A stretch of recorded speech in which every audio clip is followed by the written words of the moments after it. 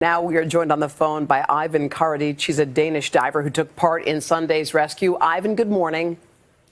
Good morning, sir. Well, it's so great to hear your voice. I can't imagine what it was like in that moment when you were in the cave and you saw the first young boy emerge. Tell us a little bit about that, what the children's demeanor was like. Well, as you said yourself, they, considering the situation they've been through the last 2 weeks or a little bit more, they were very, very calm, and they are some incredibly strong kids. Considering they've been through what can only be thought to be an absolute nightmare for these guys.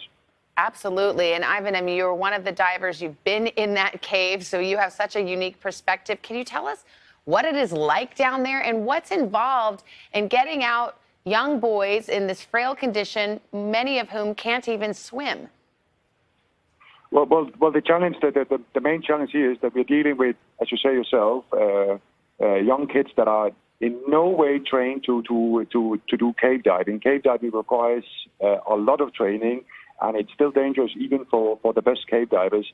So the major challenge here is to make sure that these kids don't start to panic, because I would expect anybody who's not trained for this kind of diving to look at this as an extremely fearful event. So yes, keeping the boys in good mental health so they don't panic, because panic will create a lot of problems for us inside the cave. But let's take it a step further, because for those of us who have never been in a cave, never done cave diving, and never will, what is it? Is it because it's small, it's dark, it's hard to navigate? Explain what it is that makes it so difficult.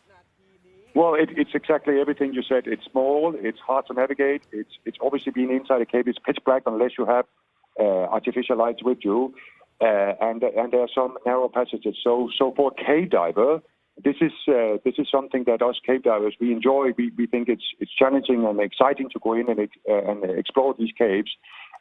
These young boys was exploring the cave while it was still dry, and due to the flood, they got caught. Ivan, it's very. How much of this is underwater? How much of the time are they actually submerged? At the moment, it's less and less and less. So when the operation started, which is now 2 weeks ago, pretty much the entire cave was underwater, and the flow from inside the cave to the entry was very, very high, making it impossible even for us cave divers to actually swim into the cave. The only way we could get into the cave was to hold onto rocks and drag us along. Now, due to the enormous amount of engineers we have on site, they have installed water pumps many places in the cave, and the water is now getting sucked out of the cave. It is getting easier and easier every hour to get in and out. And in some places, are you really you're almost submerging the boys and kind of pushing them out along the line? I mean, that's what it looks like. There are several places where the diver and the boys will have to go underwater. That is correct. All right, Ivan, thank you for your perspective. Thanks so much. Appreciate it. You're welcome. Hello, Today fans. Thanks for checking out our YouTube channel. Subscribe by clicking that button down there, and click on any of the videos over here to watch the latest interviews, show highlights, and digital exclusives.